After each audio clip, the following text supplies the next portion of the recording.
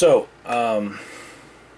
I want to talk about a simple topic, but it's a concept that will help build into other things I want to talk about. And this is just a momentary departure from all of the drama that I talked about in the past month, so that I can move on to more drama in the future.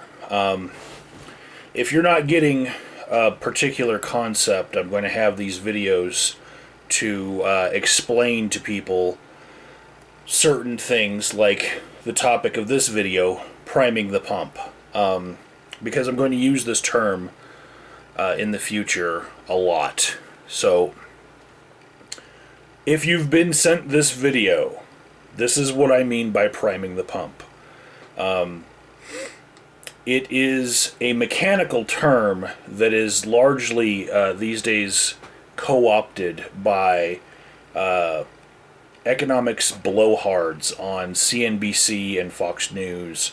You turn on their programming, and sometimes they have a block of a couple hours, like on Saturday morning, of all economics, all about the stock market and whatnot. And sometimes they'll use the term priming the pump, and they're the ones who use it the most. But when they use it, it means having the government put out a little bit of stimulus money in order to stimulate the rest of the economy. Okay? But that term actually comes from mechanical fields where there are pumps that don't work correctly unless they are already working, because the physics involved with these mechanical pumps requires that there actually be the substance that they are pumping already pumping out of them. And it is not helpful for me to try to describe those actual mechanical pumps to explain this term. So I'm going to use a couple of other examples. First of which being very close to that, siphoning gas out of a car. You may or may not know how to do this, but it requires a hose and a receptacle to collect the gasoline in. And what you do is you stick the hose down into the gas tank through the filling port, right? And then you have the rest of the hose on the other side. Well, you have to set your receptacle that you're putting the gas in lower than the gas tank in the car. And once you have that, you have, one bit of gas up here, and you have your receptacle down here. Gravity should move it down. But it doesn't start moving until you suck start the process. And this is priming that pump. Air will come in through the sides of the hose. It's not airtight, so it will come, and equalize the pressure in the tank that you are draining out of that car. And then the gas will keep on going out of that bit of hose that you've used, and it will keep coming after you've suck started the process. You just have to suck once, and all of the gas that you want will come out of that tank into your receptacle. Okay?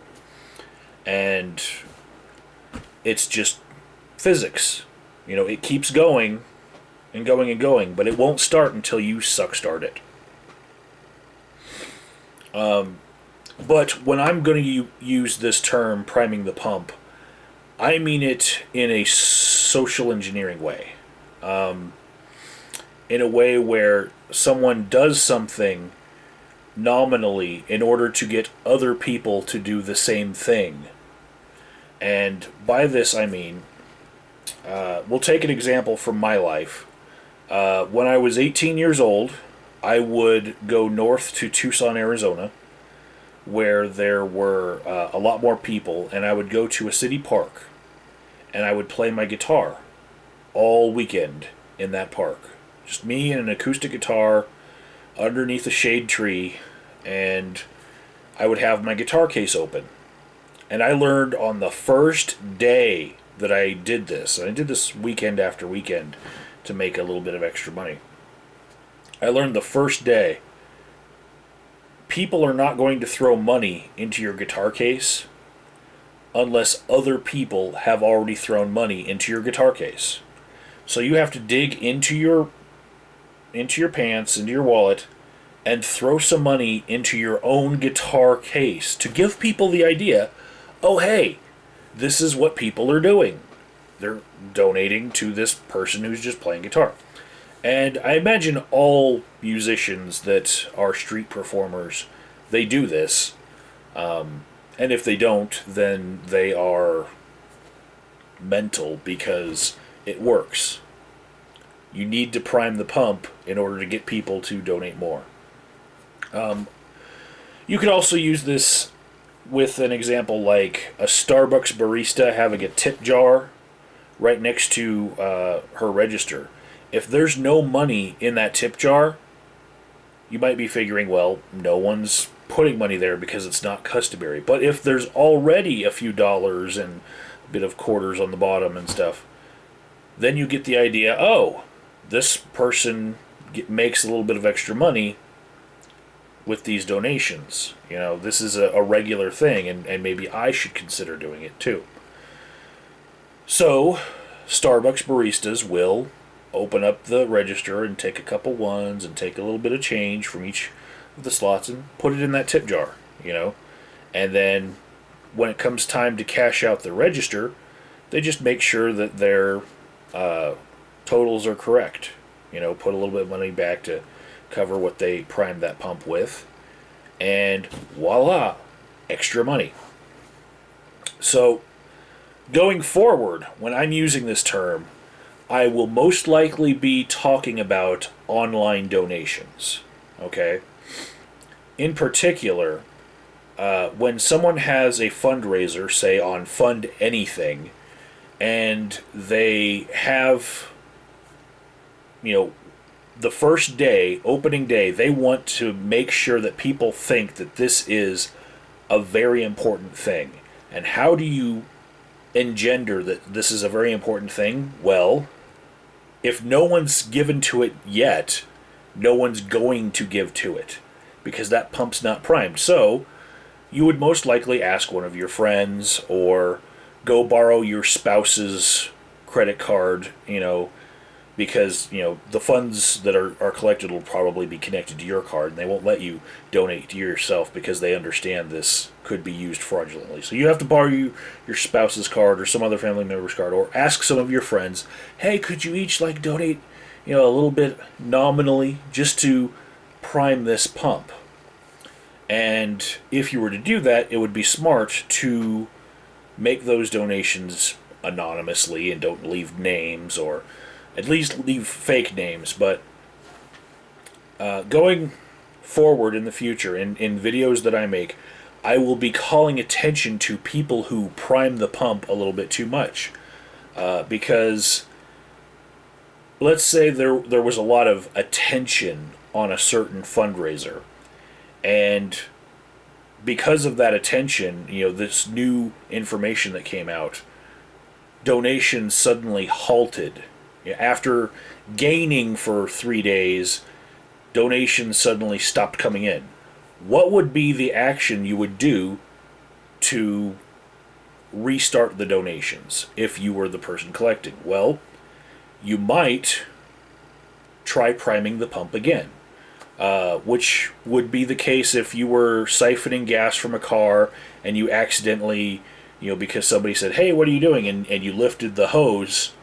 That would put air into the top of the hose and ruin the priming that you had done by suck starting it.